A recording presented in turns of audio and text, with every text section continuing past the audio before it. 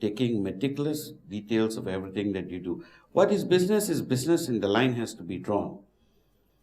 Are you with me? Yes. One half of your desk can be completely meticulous, everything in place, Other half looks like as if the whirlwind. And that's fine. He said, this is my business half. This is me. All my garbage is on this side. But on this side is my business half, and that is office. That's how disciplined you have to be. The rest of the room can look like a tornado has gone through. But if you have put one side and said, this is the office, that becomes virtually your place of worship. Work is worship. So you treat it with that kind of devotion. Are you getting my point? Yes. You treat it meticulously, you put everything in place, you put it back afterwards. Treat it with that dedication, with that persistence to detail. Otherwise, no one else will. If you don't take yourself seriously, who's going to take you seriously now? If you don't take yourself seriously, no one is going to take you seriously. Am I right? Yes. Why do I tell you to take the effort to get dressed? Why? For the same point. Take yourself seriously. Persistence falls under that. Are you with me? Taking yourself seriously. Every single point has to be redrawn. Lines are redrawn.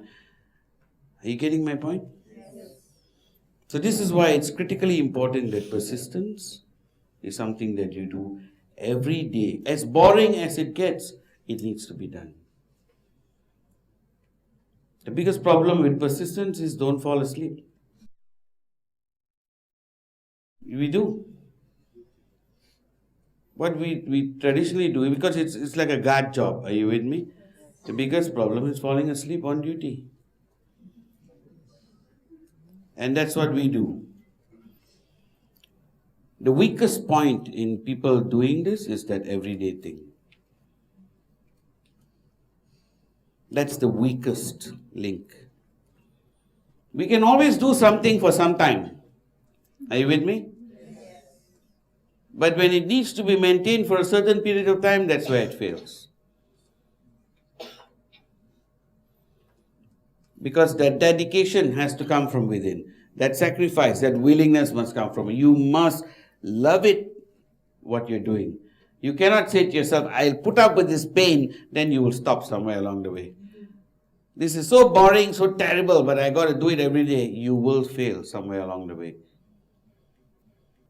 You will just get up one day and forget to do it, or not want to do it and say, I'll put it off till tomorrow. And there you lost the chain. And the chain is critically important. Anything that needs to be done consistently. Do you get my point? Yes. It's like watering your plants, feeding your fish. You get my point? You have an option. Don't feed your fish for a week, what happens?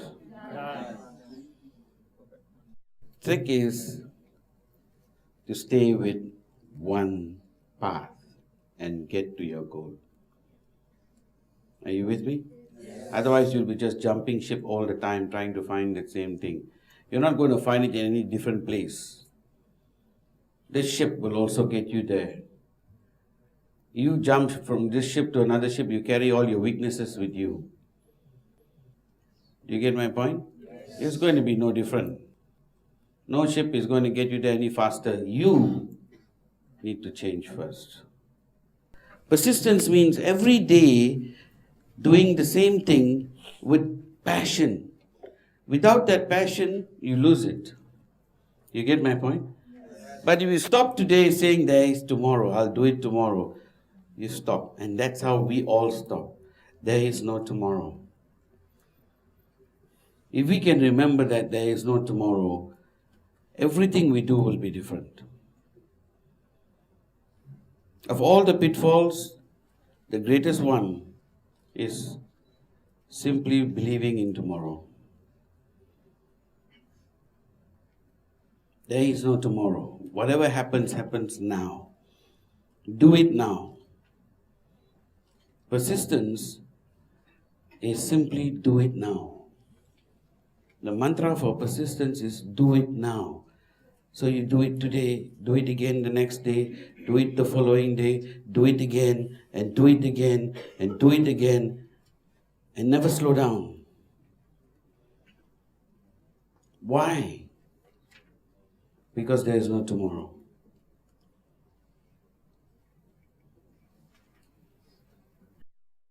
You need to believe in that. You must believe in that.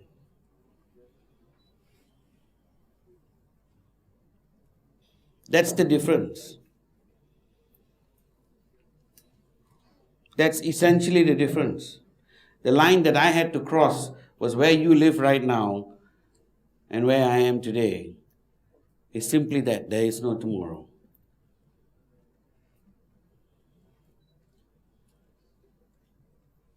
Are you with me? Yes. You have to believe that there is no tomorrow. There is no tomorrow. And we try again. Persistence has the same problem. When you start believing in doing the same thing every day but without the passion, it becomes repeating your same mistake. There's no growth, is there? It's like the guy who said to me, I'm networking for 17 years. He was doing it for 17 years, but there's no growth. It had become mundane, it had become routine. It stopped thinking. No, it's got to be something that you enjoy doing also. You talk to them. You develop it into a practice. In Sanskrit it is called sadhana. Anything that is done with regularity and consistency, with passion, is called sadhana. Are you with me? Yes. And any sadhana refines your spirit. It strengthens you. It develops you. Whatever you do with persistence becomes a skill. Whatever you do with persistence becomes a skill. See, what looks effortless causes a great deal of effort at the start. Right? I mean, I was at Wimbledon a week and a half ago. But about a week ago I was in Wimbledon watching the semi-finals between Roger Federer and Djokovic. One of the best games that you could ever hope to see. I was right there on center court. It was an incredible game. For those of you who know or understand tennis, Roger Federer was playing his 7th Wimbledon semi-finals. And that was really the finals. Djokovic was the world number 1. But Federer's return, his serve, his take was so effortless. Djokovic used both hands to serve and both hands to hit. He was throwing all his energy. And you could hear him, and Federer took it like as if he was playing badminton. But if you and I try to do it, you will find the difference. But to make it look so effortless took a great deal of effort initially. But as he did it every day, day after day after day, with passion, with persistence, it became sadhana. It became effortless. He became a master of that stroke. Are you with me? Yes. And he became the master of the world he surveyed. He became champion again for the 7th time. So it's not enough to be just persistent. You must have the persistence with the passion. Are you with me? Yes. All right, so far? Yes. There is no tomorrow. There is no tomorrow. We do it now. We do it now. Wonderful. And the next is purity.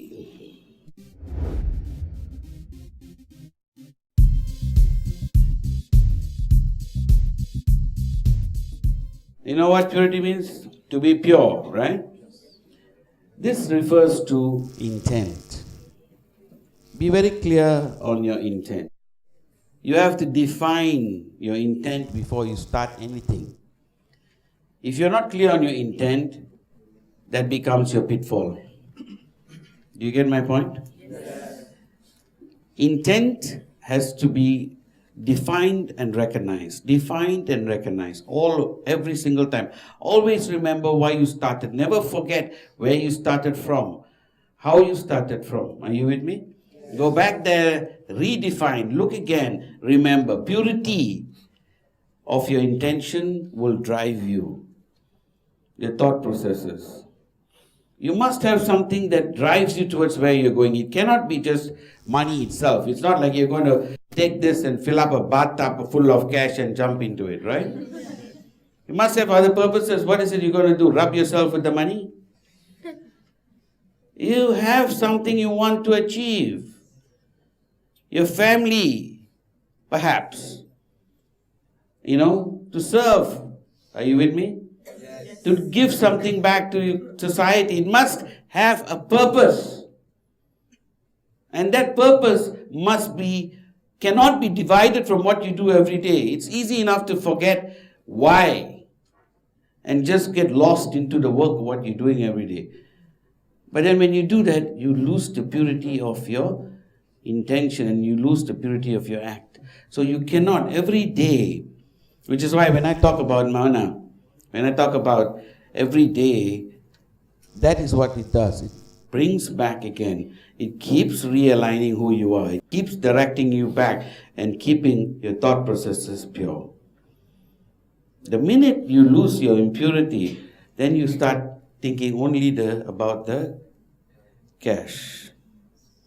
And when you chase money for money itself, you become mercenary. When you chase money for its utility, for its objectivity, for what you can use it for, you become missionary. And there is a massive difference, a whole world between the two things. Are you getting my point? Yes. So, if you keep the purity of thought, you can always be a missionary. But when you lose it, you become a mercenary. And you never see a mercenary retire. They always basically give up, give in, or get lost. You get my point? Yes. But as a missionary, you have an objective, you have a purpose. So that's what purity is. Are you with me? Yes. Are we clear? Yes. Then we move on to the next, 7th, practice.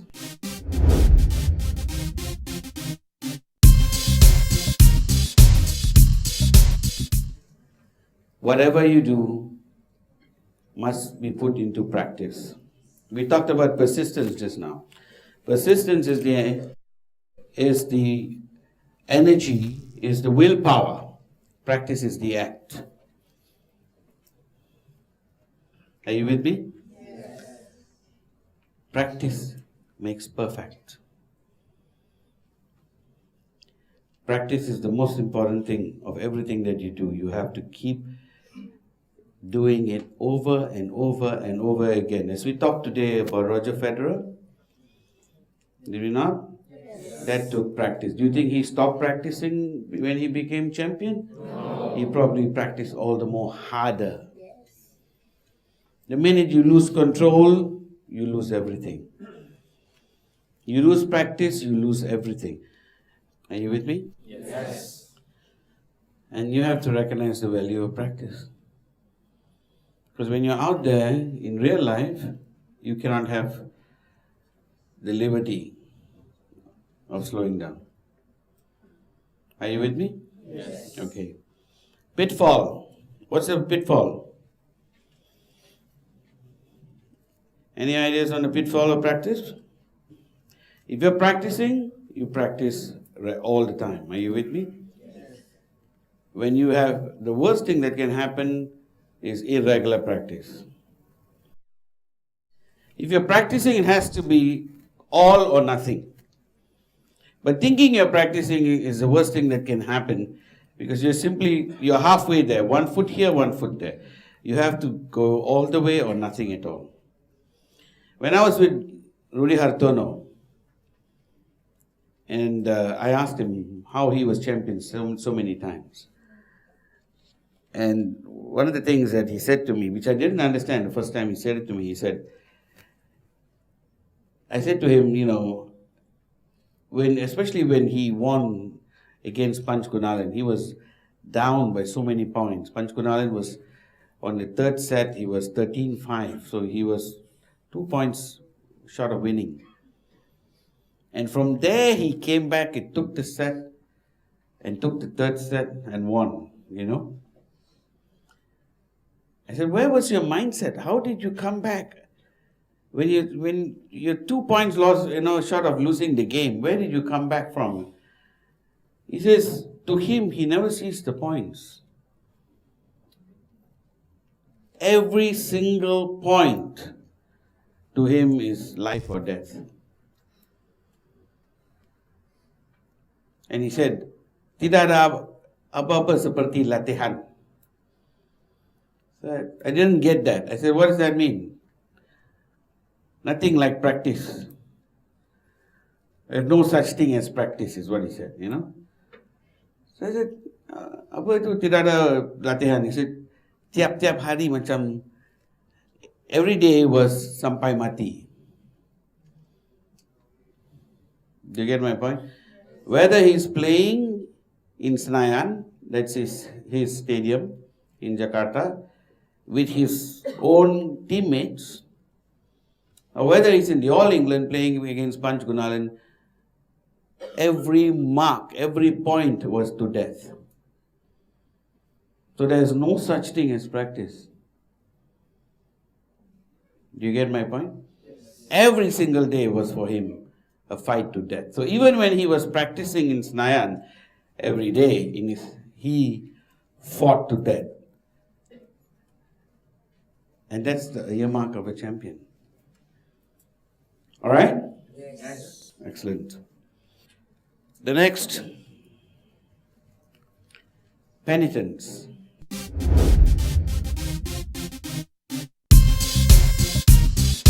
Penitence is very powerful.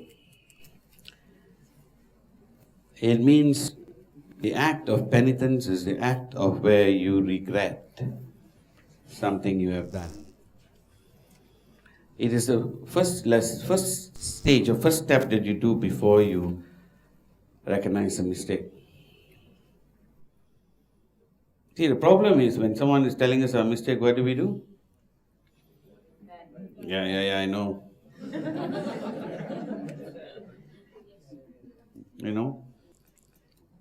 Already know it before it's told to you. I know. So, okay lah, make a mistake lah. Correct or not? Okay lah, sorry. Got any penitence in there, no?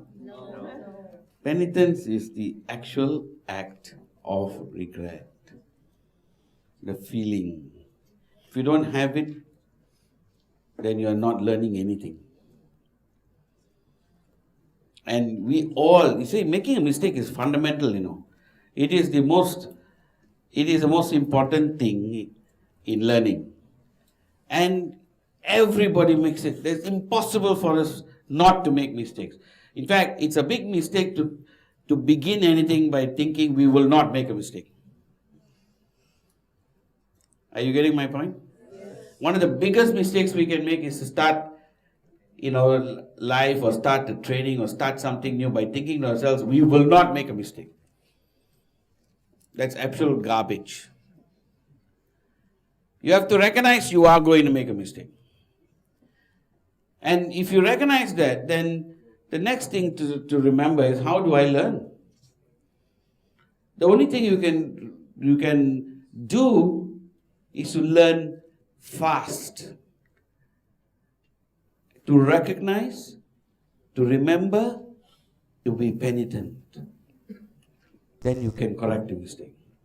Otherwise, you know what you do? We tend to just completely repeat the same old mistakes over and over again. Like that networker who says to me, I'm 17 years in networking. He has perfected his mistakes to the point that he's become an expert in his mistakes. He does it so well that he himself doesn't recognize he's doing a mistake, he's making a mistake anymore. As far as he's concerned, he's doing everything right and no one can tell him anything different. Do you get my point? Yes. And therein lies the problem. He's forgotten